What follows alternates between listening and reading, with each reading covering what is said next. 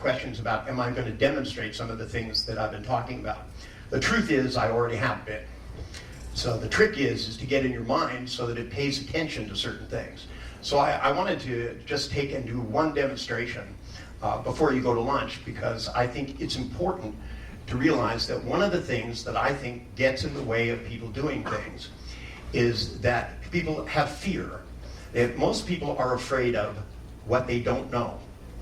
The greatest and strongest instinct in all human beings is the familiar. People will kill themselves rather than face a new life. So there are so many examples of, a woman leaves a guy and he can't face life without her, and so he hangs himself in the closet. Suicide is a very permanent solution to a very temporary problem. This is one of the things that people don't realize, is that when they're feeling extremely overwhelmed and bad, they do crazy stuff because they're not thinking about the future. Heroin addicts, even though they clean themselves out and go through this terrible withdrawal and stay clean for 4 months, will come out of a rehab center and somebody will offer them heroin and they'll do it again. And when you ask them about the decision they make, and I think cocaine is a wonderful example. People ruin their lives behind this. They spend so much money on it. It's not addictive, but they have to have a lot of it. And it's very expensive. And they end up getting paranoid behind it, and getting tense and losing their families and their jobs and everything else. And they go through rehab, and they come out, and the first thing they'll do is to go somewhere and they'll buy more cocaine. And how is it possible for people to make such bad decisions? Even though they know that it's going to fuck them up, they know it, but they do it anyway. And one of the things is when I started to find out about this, is I found out that they make decisions based on one still picture. They make a still picture. They look at the still picture. It's a familiar still picture. They see the lines of cocaine. They know that if they snort it, they're going to feel good. But if you take that still picture and you turn it into the movie, and you start running through the details about how it's going to tear their life apart, and how they're going to lose everything they have, and they're going to end up on the streets with nothing until they're going jonesing because they don't have any drugs, and laying in some gutter shaking, and some guy comes out and pisses in their face, then they're going to think about it a little differently. Because the way in which you make decisions in your mind, when you decided to buy the thing that you were happy with, and you first saw it, you liked it, in order to make it so that you make the decision to take it home, you have to do something inside of your head. Now, some of you have decided that certain things are fearful situations. The biggest phobia on the planet is of public speaking. There are more people who have fear of public speaking than anything. The odd thing is that you can talk to them in the audience. You can say, who here has a fear of getting up in front of an audience? And people will sit in the room and raise their hand and go, I do. And because out there, they're fine. But the idea of being up here scares the hell out of them. It's funny because like with elevator phobias, it's a very common thing that people have phobias of elevators. And it's actually the safest form of transportation. It's actually safer than walking. More people get hurt walking than do in elevators. In San Francisco, when I lived there, during a period of 20 years, there was only one person hurt in an elevator, and it was an elevator repairman. As they kept saying, it was his own fault. But he dropped an elevator on himself. Which is not a good thing, but when you consider how many people hurt themselves, just in their own bathroom.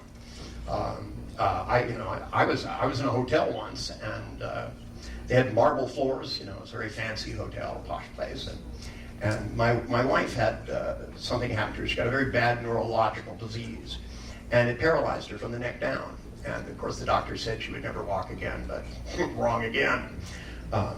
She walks. She doesn't like to do gymnastics or anything, but she walks. But at the time, I was very worried about her, so I put rubber mats. I called up and I had them bring me 10 rubber mats, and I put them all over the marble floor. And I was in there and I was writing away, doing something, on the computer, locked in, not paying attention to the universe. And the maids came in, cleaned the bathroom, and took all the mats and hung them up on the rack, and then mopped the floor. So it was like an ice skating rink. And suddenly I noticed I had pee, so I went running down and I ran into the bathroom. And when I hit the floor, I slid with both feet. right? And all I could see is the marble counter coming at my face, right? And I thought, I'll just grab the counter and I'll stop myself. And I went, and I missed. And it went, pow, hit me in the head. And, talk about a religious experience. For a few moments there, I was having a conversation with God face to face, and he was going, you shouldn't have done that. Now, given an experience like that, some people will develop a fear. There are some people that through one experience of something develop a fear just like that. Some of them are understandable. There was a woman I had who was bit by a shark in shallow water, and she was young. She was about 6 or 7 years old, wading out there, and this shark came up, bit her on the leg. It wasn't even a big shark. But after that, she couldn't even look at a picture of a shark. I tried it. I held up a poster of in the Jaws movie, and Jesus, God, she just went psycho crazy. I mean, we're talking fear that just dripped off of her. Now, what does it take for somebody to reprogram their brain? Because if you're going to try new things, the most important thing is to be able to get rid of any reticence so that when you try it, you can do it easily. So I'm going to ask, is there anybody in here that the thought of getting up on this stage scares the piss out of them? What's your name, sir? Dan. So you know that if I asked you, Dan, to come up here and get in front of everybody, then it would scare you. Okay? So when I say it, it even scares you, doesn't it? Like this, because you're going to actually do it. Okay? So, but before you do it, let me ask you this. If you think about coming up here and turning around and saying hello to these people, what exactly did you do to scare yourself? I just feel a feeling. I haven't seen anything yet. As far as I can tell. Yeah, as far as you can tell. I like that he goes, I'm not seeing this. This thing right here. I'm not looking at this, and I'm not seeing it. I'm just getting the feeling, like this. But I'm not seeing anything. Okay, so are you not saying anything to yourself, too? Yeah, what I like is Dan is real nice, because I said that, are you not saying anything? He goes, like that. So it's not, he's back to the same picture. Okay, see, in order to make the fear in your body, you have to do something. Okay, but let me ask you this. Okay, so if you think about coming up here, okay, how do you think about it? I mean, that's what I asked you to do. You knew where the fear would come in your body, but what did you do in order to make it? I pictured the audience. You pictured the audience. And how did they look? Happy and glad to see you? Or did it look like the children of the damned? They kind of had the forceful eye. The forceful eye, yeah. See, I had one guy who told me, he said, I see the audience, and they're all there, and they have great big eyes, and they don't blink, but their heads expand like this. And I hear myself stuttering, and the more I stutter, the more they lean forward. That scared the shit out of me. Next time I got on the stage. But you see, okay, when you first feel the fear, okay, because it doesn't matter. I mean, you can think about this. It doesn't matter if you're afraid of public speaking, or if you're afraid of elephants, or or if you're afraid cold call people. I found that one of the things that I did at one of the companies, we found out that even though the job of these people was to cold call people on the phone, they were headhunters, that 80% of them that worked there, were afraid to just call people they didn't know on the phone, and which made it very hard for them to make money. But it wasn't that they never called, it was that they had to overcome this fear over and over again, or they had to have somebody call and make contact so the person would call them. They went through all these things instead of just picking up the phone and dialing it. I mean, the worst that could happen is somebody would hang up on you. But they said, no, I have a fear of rejection. And I said, well, you're not actually having fear of rejection because you're not getting rejected, I said, you're not even to that stage, I mean, that's an excuse. That's a psychological understanding. And there's a much simpler understanding. When you first feel the fear, if you make a picture of the audience in your mind right now, where does the fear start in your body? It starts here? Okay, and then where does it go to? Arms. Goes out to your arms, and then does it just go out your fingers and stop? And then you're fine? Well, it hits the legs too. It hits the legs, but then how does it keep going? Because see, here's the tricky thing. Nerves, if you keep firing something in a nerve over and over again, it habituates and you feel nothing. If you took someplace and you just tap on it, it just goes numb. Your eyes work because you shake them all the time. Your eyes are always vibrating, so they're always noticing the difference. If they put a thing on your eyeball with a picture on it, it dissolves right in front of you. So typically when people have fear, what they do is it starts somewhere, it moves somewhere, and then it circles back. So it either spins this way, or it spins this way, or it spins this way or that way, because those are the only choices. So let me ask you, which way does it spin? Okay, so you know which way it spins. So for him, it's spinning like this. And as long as you spin it that way, it feels bad. Now close your eyes, okay, look at the audience, double the size of the picture, and the fear will get stronger. Only this time, literally push it out of your body. Flip the feeling upside down and spin it backwards. Pull it back in so that it spins in the opposite direction. Feels better, doesn't it? Keep spinning it. All right, keep spinning it, spin it faster. And once you have a good feeling, then open your eyes and keep the feeling spinning. Okay, keep it spinning and stand up and walk up here. But keep the feeling spinning in the new direction.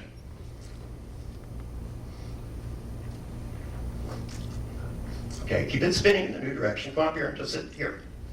Sit down. Okay, we got it spinning in the new direction? Okay, then open your eyes and look out again. Keep it spinning. As long as it feels good, keep it spinning and spin it faster. Spin it faster, and then say hello. See how fucking easy that is? Yeah, as a matter of fact, oh, thanks.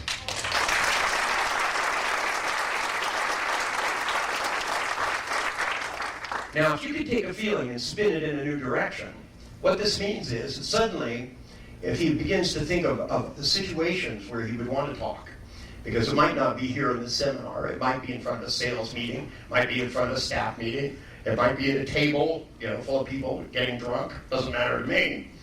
But whatever it is, if he takes a new feeling and he practices it, spins it faster and faster, eventually it automates. Because the weird thing is, I want you to go back, make the same picture, and see if you can scare yourself again.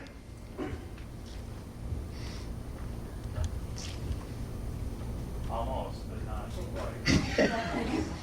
So you did this for fucking years, and now you can't do it. The weird part is they actually will. They'll go home and try it. I know I can be afraid.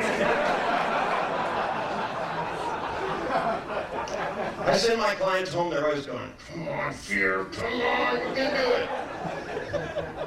But the truth is that the way in which your neurology is set up, neurons always go to the next one in size. So when you have these automated things, you have millions and billions of neurocortical pathways. These functions, not just in your brain, but also between your intestines and all your organs. There's as many cortical connections down here as there is up here. You have another brain. And when this brain thinks about something, it automatically triggers off the spinning. Because there are some things worth being afraid of, like boredom. More people were afraid of boredom. They'd spend less time with the channel changer and more time getting rich and being happy and spending time with their kids and doing things. But there's some people, it amazes me, they can spend hours and hours thinking about horrible things that will never happen. Thinking about arguments that they're not actually having, and never will. I know people that do this with people who are dead. I mean, it amazes me. This woman came in, she was 63 years old, worth millions and millions of dollars. And I said, so, why did your shrink send you to me? And she said, I've been obsessing about my mother for years and years and years. And, he just hasn't been able to help me. And he said, maybe you could. And she said, my mother and I argue all the time. And I said, well, when's the last time you argued with her? And she said, well, she's dead. And I said, excuse me? And she said, well, I just do it in my head. I said, how long ago did she die? And she said, about 35 years ago. So for 35 years, she's been sitting around having an argument with her own brain, disguised as her mother. Because as I pointed out to her, unless she's really a psychic medium, and I've seen these people talk to dead people, it's not really my thing. I sometimes feel like I'm talking to dead people. Basically, I like to talk to the ones that are still breathing. I got hired, this guy came from this magazine where they did channeling, and it's really talking to dead people. It's a new name for talking to dead people, and they said they wanted me to model these people that did channeling. And I was confused. I went, what's channeling? And my wife said, oh, that's a psychic mediums. And I went, You mean talking to dead people? And they said, yeah. I said, excuse me. I said, why would I want to speak to dead people? You know, and they said, well, you know, she said, some of us are able to. And I said, I don't doubt that, but what would be the reason I would want to? You know, I said, you know, what's the point? I can find missing objects. What's the story? You know, I said, she said, well, you know, when you communicate with these spirits, you know, they can give you comforting things about the future. And I said, I already have comfort about the future. I said, I don't have any problem with that. I just take the comfort, spin it inside me, and think about the future. I don't have to speak to any dead people. And she said, well, you know, are you saying it's impossible? I said, no, I'm saying I want to. You know, there's a lot of things. I don't go into graveyards and, you know, have conversations. It's not my thing. So I'm sure there are lots of people that love doing that, but, you know, I think they have far too much time on their hands. I should talk to the people around them.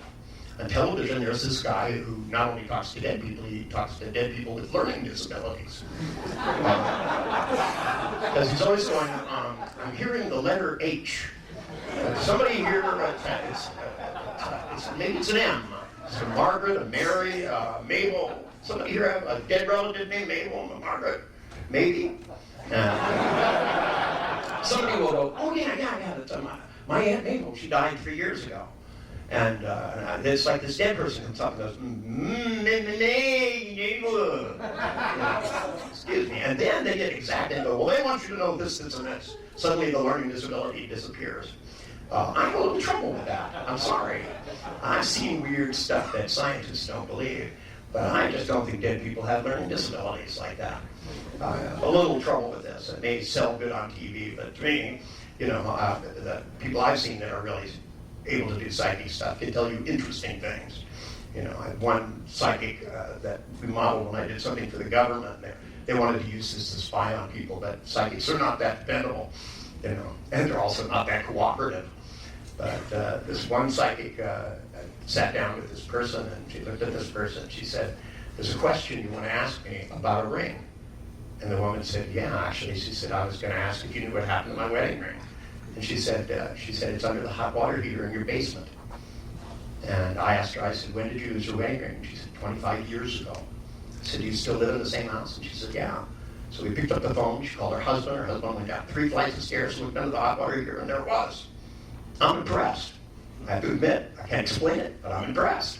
You know, so next time I lost a piece of jewelry, I called her on the phone. And I said, do you know where my watch is? And she went, no. And I said, well, why good that does me. But you see, if you can change the amount of fear that you have that quickly by taking control of your feelings, it means not only can you get rid of fears, but you can begin to install other feelings. And you can make some feelings stronger and some feelings disappear. And having control over that allows you to be able to go into a good learning state. The learning state that I want you to be able to go into as we go through, because this afternoon we'll start exercises. I want you to be able to sit down across from somebody and ask them simple questions. Like, you know, think of something that you wanted, you know, you bought and you're happy with. So you have an example of a good decision and an example of a bad decision. Because once you know which ones are which, then when you start making decisions in the future, you're going to be a little clearer about which ones to do and which ones not to. But you're also going to have a sensitivity when you elicit it from other people. You're going to learn that you don't always have to ask. It becomes more and more obvious. You can watch people's eyes. That when you ask them, you go, I mean, when I was selling cars and things, I always ask people, I said, have you ever bought anything and been happy with it? And people will go, yes. And I go, what? And they always look in the same place. So I go stand there because it was a good idea. So that as I made a presentation to them, I was in that location. That, you know, that if people access instead of visually, auditorily, I'd walk around and stand next to them and start talking instead of standing in front of them. And see, a lot of times people, when they're visualizing themselves, when they make a presentation, will literally draw a picture in the air, and they won't realize that the other person isn't making that picture. All they're doing is confusing them. Oh yeah, and especially if you move your hands, because if they're making pictures, you know, it's like Italians talking to Germans. It's, you know, the Germans have these still pictures, and the Italians are hand gesturing all over the place. And the Germans are getting more and more frustrated and thinking that they should be able to run Italy, because obviously it can't run itself because they're not organized. German is a very interesting language. It doesn't have modal operators of possibility. It doesn't have words like kind of and maybe and sort of and could. They just don't exist. They don't have a word for mind. Gave them a little translation problem with my looks. They said, well, we can kind of describe it in a paragraph. And I said, it's not good enough. You need a word.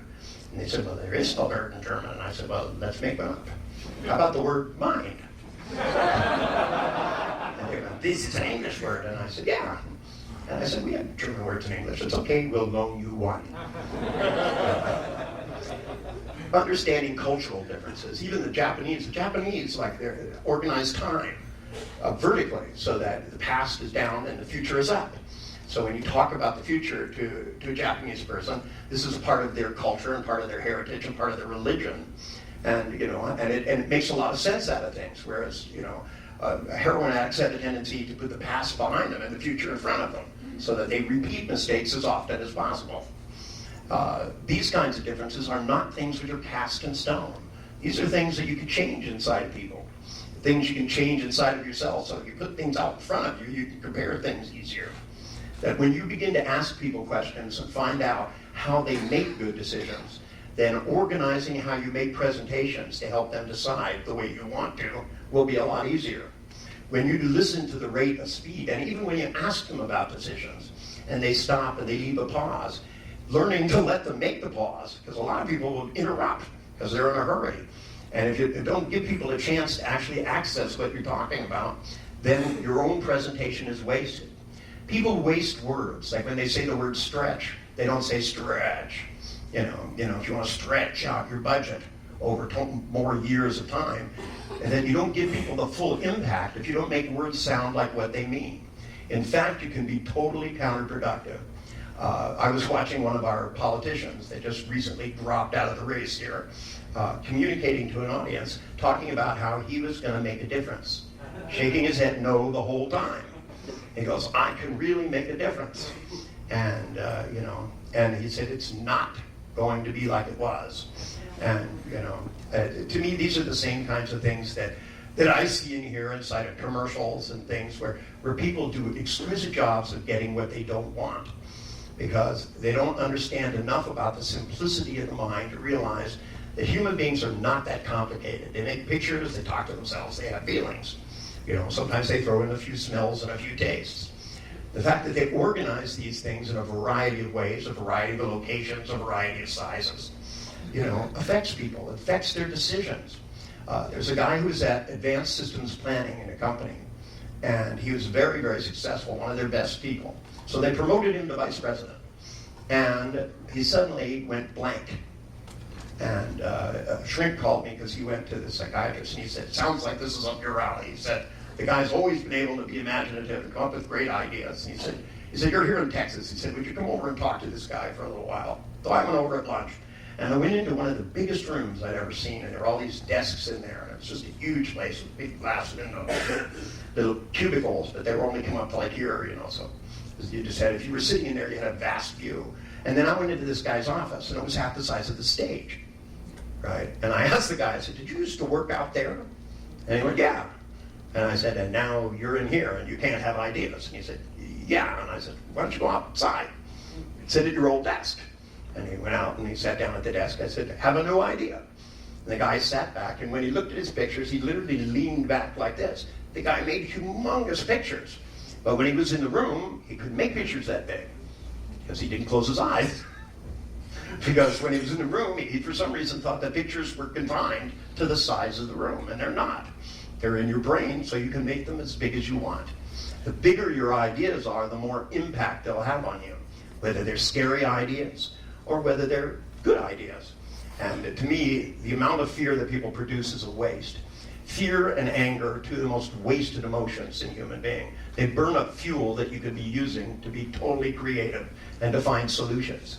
And it's what happens when humans get frustrated because they don't have the tools to undo the speed with which people learn. Learning to be afraid of things needs to be done quickly. You put your hand on a hot stove, you don't want to have 25 trials before you're afraid to. The problem is we're such quick learning machines, we learn a lot of bullshit. We learn to feel bad when people say things. People learn to feel bad when you make hand gestures at them. And they don't work in other countries. You know, you go to Germany, you know, you go like this, they have no idea what you're doing, right? But you go like this, and you can go to jail if you do it on the Autobahn. It means you have a bird in your head. You call it German disorganized. It's a terrible thing. Want to criticize Americans, you tell them to have sex.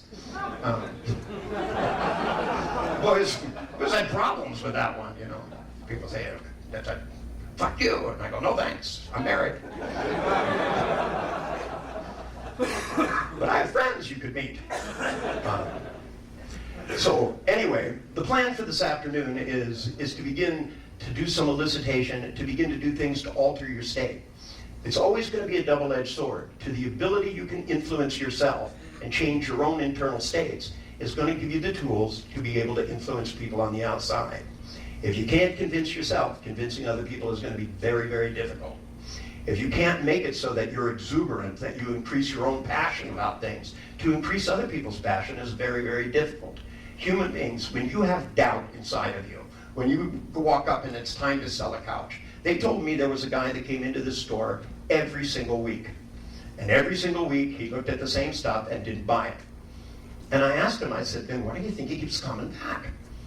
And they said, well, he's just a pain in the ass. And I said, no. I said, you haven't pushed the picture into the right place so he can buy his couch. He keeps looking at the same one. He wants it, but he can't get the thing to go into the right place. And they said, it can't be that simple. So when he came in, I said, okay, let's find out. It's my turn. Not only did he come in, he came in with a friend. So I sold 2 couches. And some kitchen appliances as well. Because the guy he brought in, who was the one that was going to be conservative and get him to think through, because this guy was racked with doubt. He said, well, I think I want it. And he said, I come and I look at it, and I think of it in my house, and I'm sure it's really what I'd like, but then I go, what if I get it home and it's not right? And I said, well, that's what imagination is for. You imagine it in your house, and when you see it, it feels right. And he said, yeah. And I said, so you need to stop and say to yourself, this is it, I'm going to do it. I said, can you say that to yourself? And he went. And I said, now, can you feel this? And I touched him at that moment, so I knew the answer would be yes. I said, can you feel this is the right time? And he went, yes, because he didn't get that total sense of yes. So when I supplied it, then he wanted to buy a couch. And the other guy that was standing there said, I thought we were going to talk this over. And I said, we will. Let him go buy his couch. I said, I'm sure we have a couch for you. I said, which couch, when you look around here, is the one you can imagine in your house tomorrow? And he looked around and he said, well, I really like the red velvet one. And he said, I know it's going to be too expensive. And I said, for most people, that would be true. That's all. And then I just stopped. And he went, it's that thing when you tell people, I want you to watch how this carpet. Fascinating suddenly, isn't it? Because people are really going, how the carpet? What? But you don't give them that. You let them fill in the blank and you let them suspend. Because if you create closure, it's over. If you create something that suspends, you create interest. So I want you to remember to come back after lunch, because we're going to.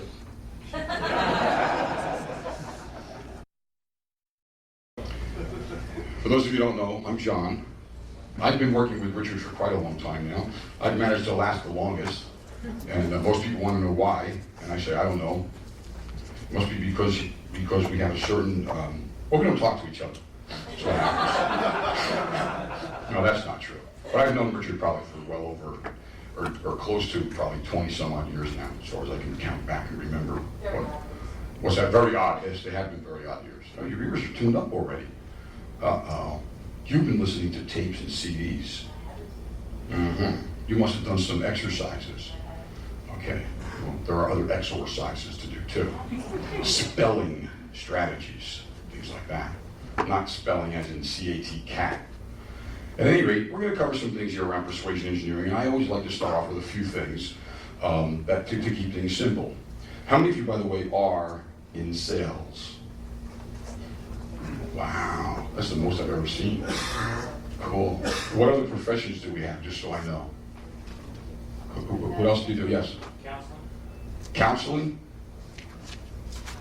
What else? Real estate investment? What does that mean? You make the investments, or you sell? You buy and sell. So you're in sales. Did you raise your hand? Oh, you want to be in 2 careers. Okay, you got it. You can have as many as you want. It's okay. All right. What else? Stock market trading? Yeah? A liar? What do you say? A what? A tourniquet. What? That's when they put the squeeze on you, lawyers. I love lawyers for breakfast, lunch. Okay. What else do we have? Any Indian chiefs? Yes. I had one actually once came to a seminar to learn. Yeah, down from Canada. Eh?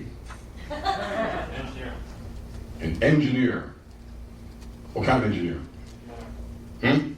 Mechanical engineer? What the hell brings you to a seminar like this? You don't know? Just kind of found out and said, this looks interesting? You should sit up front. It'll be good for you. Yeah. And don't wait till tomorrow, don't wait till like the last day, Find yourself being up front for a change here. It'll be good for you. Also, for those of you who are saving seats, when you leave here for lunch, please take all your stuff with you, okay? That way other people can change and sit in different places and stuff, okay? Wouldn't that be a nice idea? Because we have memories of where people sit. Myself, I have a pornographic memory. Okay? You'd be surprised what some of you look like from up here. At any rate, that way you can shift around and things. How many of you sitting in your favorite seat or your favorite angle? By the way, yes? Good. Change especially the angle and where you're sitting. Change to the opposite side as well of the room. It'll be good for you. You'll be surprised. Okay? And if you do trainings, it'll be very good to make sure that people in your training rooms do that as well. And you'll have less people giving you shit. I went to parochial school. How many of you went to parochial school? Did you go to the same one I went to? Our Lady of Perpetual Torture. My first grade teacher's name was Attila the Nun. And what's this Mother Superior shit? I'll tell you. The learning disabled ones, I love those. Thomas Edison was learning disabled. They threw him out of school in the 6th grade because he tried to kill one of his friends. What's his name there? Einstein from 5th grade math. Oh, we can go down a whole list. This is great. My son, who's 18 now, and finally, hopefully, getting out of school, we kept him back. We didn't let him start until he was 6, so they couldn't make him stay back later because we knew he was going to be trouble. And that's when the teacher said to me one day, they said, your son has a problem. And I said, yes, it's apparent. And that's when the principal of the school, you guys have heard the tape, you've heard some. How many of you been keeping up with the neighbor stories? My neighbors, remember the neighbors we tortured? They moved. We let them move. They moved in the middle of the freaking night. Right? But we caught them. We caught them. I turned the laser on. My wife says, "Hon, there's a truck across the street." And I said, "Son of a bitches are moving." They never even said anything. This is great. So we got the laser out because we're doing DHE next week, so we had to bring it anyway. So I got the laser out, fired it up, put it back across the street, put it right on the truck they were putting stuff into. And the guy saw the thing. He's like this. And I said, "Oh, the police are going to come again. Oh, man, this is terrible." But he didn't call the police. I went across the street and I said, "Hi, are you moving fast now?" Well, they weren't very nice. We're glad to get rid of them. So if you're following along with the tapes, you guys will hang in there with the language patterns. We'll get to some of those. What other professions do we have, just so I know? Yes? Consultant and trainer. A consultant. How many consultants do we have? That's it? You're lying. Liars, pants on fires. Because you can't swing a dead cat anymore today without hitting a consultant. So I know there's more consultants here in the room that are willing to admit it. Okay? My son is a consultant, and he's still in school. He has his own website business and everything. What other professions? Chamber of Commerce, talk show host. You're a talk show host. Yeah. Where's this? Just talk show. He's a good friend of ours for many, many years. I'm just getting him to give me more information. That's Super Warner. Chamber of Commerce. Who? Chamber of Commerce. State chamber. What do you do? Influence people to join membership. You run the chamber? Do you run the chamber? Member relations. member relations. Listen, I can do a whole program on job titles, you know. What other professions, just so I know? Yes? Yeah? A hypnotist. We don't have any of those in it. Yes? Truant officer. A truant officer. There's one right here. I know him, catch him. This guy. And it's from years ago, so I know they're still looking for him. Okay? We have quite a few guys coming, like, by the way, so you never know who's who in the room. Yes? Software engineer. Software engineer. What else? Yes? Chiropractor. A chiropractor. Oh, so you crack necks. They hate when you ask them that shit. You know, can you crack my neck? They go, we don't crack necks, we give you adjustments. Real quick, just so I know, who else? Professions? Work with kids who've been abused. Work with kids what? Who've been abused with behavioral problems and so. Should teach them some martial arts first. And then install the attitude of getting even. Tenfold. That's my take. What else? Yes? CEO. What do you do? CEO of a software company. That's what you are. What do you do? Run the company. Uh-oh. So you think, huh? Yeah, that's What kind of company? software. Software. Oh, well, there's a software engineer over there in case you happen to be looking for one. I'm not saying he's any good because I really don't know. But hey, you never know. No headhunt fee here either. You know what I'm saying? Oh, no, I don't take that. If I'm going to sell heads, they're going to be for real, yes. You're in marketing. What do you market? Burgers? One of ours? Burger King, McDonald's, Wendy's, there are only three. McDonald's. What's in here? Quick. Marketing manager. That's what you are. What do you do? Manage marketing. Oh, of course you do.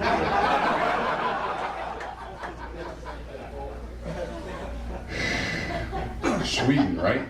Yes. I thought so. Any other professions that I need to know about? They're all in sales, by the way. We'll get past that. Planner to nuclear craft plant. Ooh, really? Which one? Galloway. Ooh, we had a talk later. You and me. I have connections. I want some plutonium. I want to put it in my suitcase next time I go to the airport. That way when they say, do you have any plutonium? I can say yes. And they'll look at me and go, you crazy motherfucker, go get on the plane. I'll actually tell them up front, I go, listen, don't look in the suitcase, there's plutonium in here, okay? And they'll go, yeah, all right, go on for it. Because only in the U.S. are they that stupid. They are. I'm proud to say it. One more. Profession, I saw another hand back there somewhere. Yes? Work with adults with disabilities. You work with? Adults with disabilities. All adults have disabilities, otherwise they'd still be kids. What kind of disabilities? Physical or? Physical. Oh, physical, okay, that's cool. I don't mean it's cool they have them, it's cool that you do that. Okay. And you're proud to announce this? So what? He's a teacher. I thought you said DJ. No, well, maybe we should have heard DJ. I feel a little different about it. Which country? I live in Germany. You live in Germany. Here we go. But you're not German. We had this last time. Well, you weren't here. Well, you were here, and I was here, but they weren't. You're English. I live in Germany. How'd that happen? French border. Listen, we won the war. It's okay to go back home. I had a kid from Russia. Anybody here from Russia? Usually, yeah, from Russia? Yeah, Yeah? from Moscow. From Moscow? Yeah? You here visiting? No, I live here, You live here? in California. Of course, the left coast. Where else would you live? The People's Republic of California, I call it. Both coasts have it. New Jersey's not much further, I must tell you. Anyway, so moving on to this any other professions I should know about, just so I know how to, yes? Who? Insurance? Yes. Different agent. You're an insurance agent. You sell insurance. That's got to be one of the toughest professions. Because my father didn't carry insurance. I'd ask him one day, you got insurance? No. So how are we going to bury your ass? He said, I'll be dead. I won't really care. I have headlines for you, son. I said, what if we would like to bury you? He said, then it's your problem, isn't it? Yeah, he didn't have it all figured out. And I thought he was joking, and then he passed away a few years ago, and you know what? We ain't buried him yet. Got even with him. At any rate, we're all in sales. Yes? Stress management. I love the stress management. That's why I don't work in companies anymore. And who? How do you stress manage with Tai Chi? Separate things. Oh, I know, yeah. I get companies that ask me, they go, do you teach sexual harassment? And I say, you bet. Talk about names of things. You know, because this is all about language and words and stuff. Then they go, can you do stress management? I said, better than anyone. Because I get fired by the same guy 6 times. I have lots of practice. You know, the guy who fired me 6 times was great. It was really great. Because he didn't want me in the job. He didn't hire me into the job. The president of the company wanted me in the job. I didn't want the job. But it was presented to me as an opportunity for my career development. You know all that bullshit? How many work in companies? Actually work in a company. They make you wear a tie? I know they don't make the women wear ties. Do they make you wear a tie? Do you know why? Huh? So they can hang you right on the spot. So when I was working at the company, I wore those clip-on ties. When they pull on it, it would just come off, and I go, think I'm kidding, huh? Oh yeah, the guy fired me because I made a decision. And he told me to make decisions. That was interesting. I got stuck in a job I didn't want. He didn't want me. I didn't want it. But the president wanted me in there because I was a nice guy. I know you find it hard to believe, but I used to be a real asshole. But I got along great with the Teamsters. Just another group of assholes. But we got along really well, so they put me in this job. And the guy didn't want me in the job, and he said to me, he says, you want this job? It's your job. He said, I don't want the job. He says, you're in the job. Boss wants you in the job. President wants you there. It's your job. Don't ask me for any help. You are responsible for making your own decisions. Don't ask me anything. Don't ask me my opinion. Make your own decisions. You got it. Don't even talk to me. Now, I gave him a way out. I said, are you sure? And he said, absolutely. And I said, absolutely sure? He said, yes. I said, okay. So the next day, I had made a decision, and I didn't go to work. I decided to take the day off. I went in the next day. Where were you yesterday? I said, well, it's none of your business where I was, but I wasn't here. Why not? I said, because I decided to take the day off. And who said you could? I said, you did. And he looked at me and he said, you're a smart ass. And I said, thank you. He also called me a wise guy, and I thought that was a compliment too. I mean, he paid for me to go to school, to be smart, to become wise. Right? But wise guy in New Jersey has a different connotation to it, in case you haven't guessed. Hey, the new Sopranos is going to start March 7th. There won't be any class that day, just so you know. It's like Super Bowl Sunday for us Italians from New Jersey, okay? It's like our Super Bowl Sunday, okay? New Jersey, the roads will be clean. In New York, they'll be jealous. You know. Anybody here from New York? City? Or New York? York upstate? That doesn't count. That's the wilderness. You got deer? It's not New York. No, that's not New York. No. New York, the wildlife is rats, and then the rat politicians. Anyway, but here's my big question. Because when it comes to being able to do these things that we have in persuasion engineering, okay, and we have added quite a few things, by the way, there are some things that I want you to consider first. And it really does. Richard said it earlier. He said to you, you get to go first. You've got to be able to influence yourself.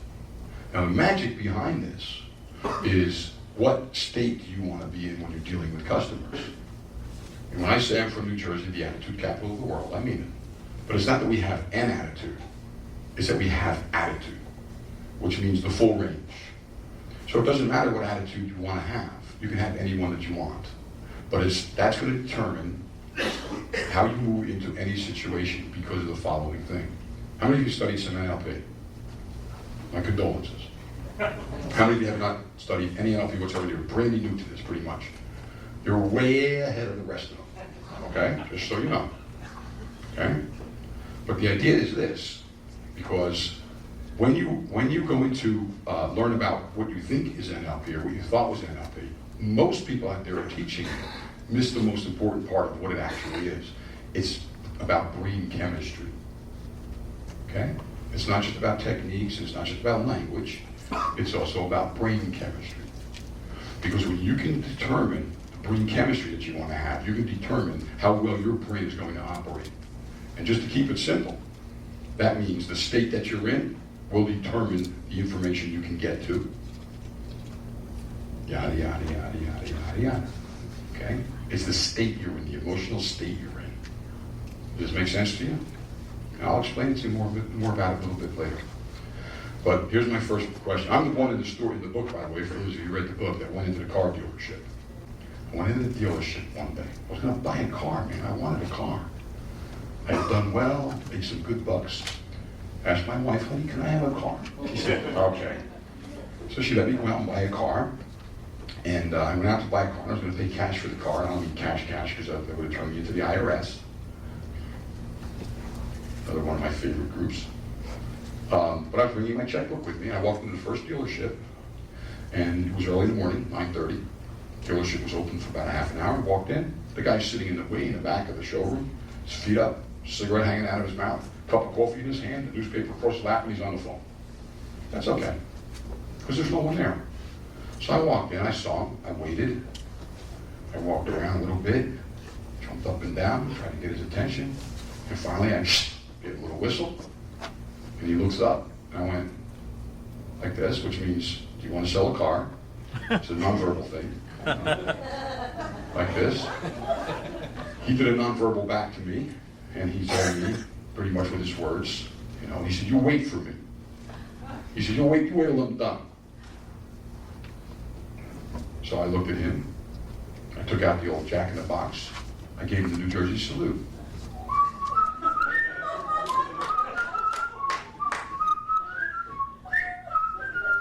Gave him the New Jersey salute, walked out. Went to the next car dealership, walked in, guy says, can I help you? I said, you want to sell a car? He said, sure. I said, it's right out there in the parking lot. The one I want. You have the color I want, you have the model I want, everything. The only thing I don't have yet is the best price and the keys to the car so I can take it out for a test drive, because I have to drive it.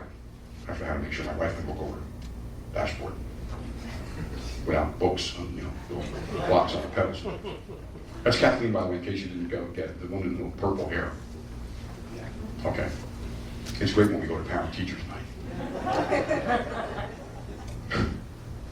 Anyway, it's really funny when they look at the tours coming in and go, which parents are these? And I go, exactly.